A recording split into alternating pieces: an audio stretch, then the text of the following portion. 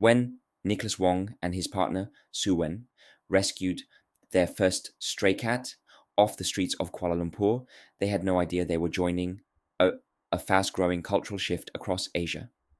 Today, their home in Petaling Jaya is shared with not one, but multiple cats, each one adopted, fostered, or nursed back to health. For this young couple, pets aren't just animals, they're family. Some of my friends just aren't keen on kids, Nicholas says.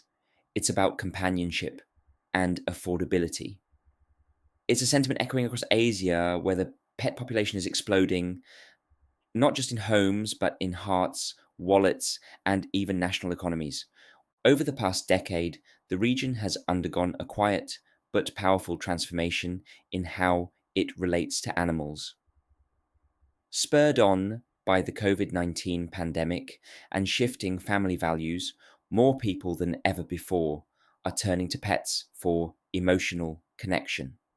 From South Korea to Vietnam to India, rising urbanization, solo living, and the decline in traditional family structures have made pets more than just companions. They're therapy, entertainment, and in many cases, replacements for children. In China, the number of cats and dogs already rivals the number of children under 4. By 2030, the pet population is expected to nearly double that of young children. This emotional shift is now an economic force. The Asia Pacific pet care market is expected to grow by 20% between 2024 and 2029, hitting $34.8 billion according to Euromonitor International. That's a faster growth rate than both North America and Europe. And it's not just because people are buying more pet food, it's because they're buying better. Across the region, the idea of pet humanization is taking hold.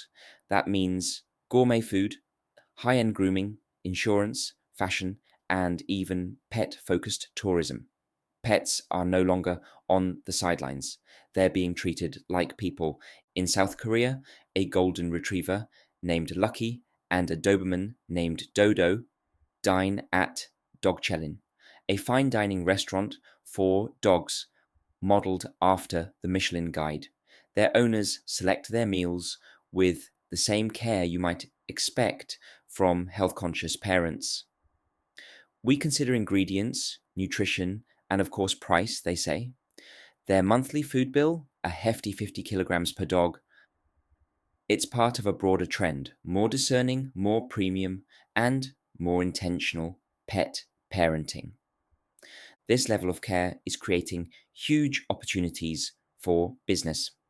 Harim Pet Food, a major South Korean food brand, has carved out a niche with its flagship pet food brand, The Real, based on the motto 100% human grade. Their revenues jumped 15% last year alone.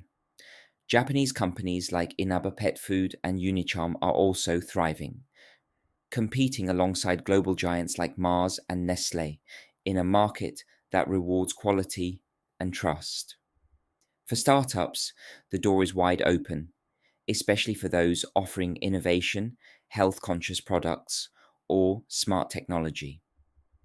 And that's where Asia is also racing ahead. Smart pet tech. In Shenzhen, entrepreneur Star Liu runs a startup called Petpa, designing AI-powered multi-pet feeders tailored to each pet's needs.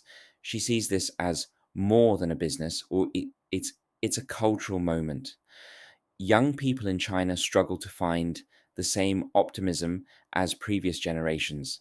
She says more women are choosing not to marry or have kids, but emotional needs still exist. Pets fill that space. In fact, China's pet economy has grown so fast that it's already surpassed many Western countries in both volume and innovation, evolving from table scraps to smart feeders in under a decade. The trend is evident in Vietnam too.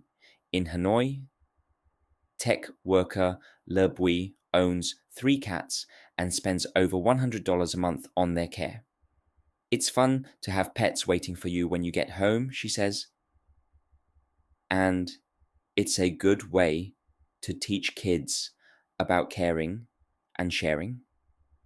She also recalls the passing of her cat Dua, an emotional farewell that included a cremation, chanting ceremonies, and burial, costing as much as $1,500. In Vietnamese culture, these rituals are deeply rooted in Buddhist traditions, even for pets.